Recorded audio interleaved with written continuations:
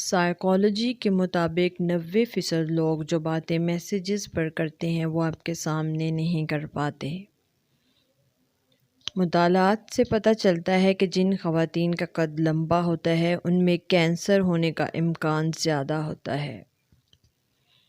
نفسیات کے مطابق ہم ان لوگوں کو نظر انداز کرتے ہیں جو ہمیں پسند کرتے ہیں اور ان کو توجہ دیتے ہیں جو ہمیں نظر انداز کرتے ہیں۔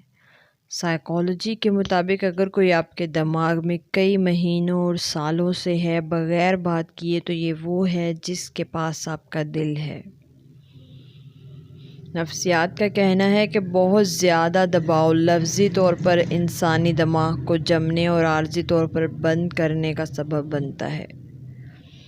سائیکالوجی کے مطابق ایک نارمل انسان کو کسی چیز کو روزانہ کی عادت بنانے میں تقریباً 66 دن لگتے ہیں۔ سائیکالوجی کے مطابق جب ہم کسی ایسے شخص کو دیکھتے ہیں جس سے ہمیں پیار ہو تو ہماری آنکھ میں موجود سیاہ دائرہ 45% تک بڑا ہو جاتا ہے۔ سائیکالوجی کے مطابق اگر آپ خوشی سے روئیں تو آپ کا پہلا آنسو دائیں آنکھ سے نکلے گا اور غم سے روئیں تو بائیں آنکھ سے نکلے گا۔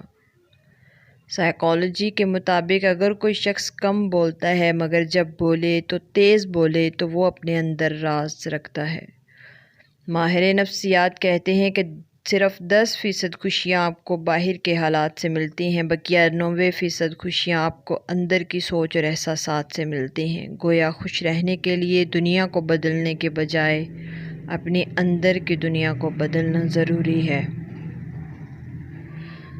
سائیکالوجی کے مطابق خواب میں مطالعہ نہیں کیا جا سکتا کیونکہ خواب دیکھنا اور پڑھنا دماغ کی دو مختلف سائٹس کے فنکشن ہیں جو خواب کے دوران ایک ساتھ کام نہیں کرتے۔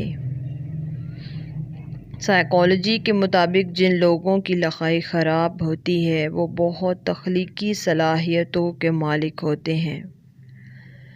سائیکالوجی کے مطابق جب کسی کو نیا پین گفٹ کیا جائے اور کچھ لکھ کر چیک کرنے کو کہا جائے تو 97% لوگ اپنا نام لکھتے ہیں۔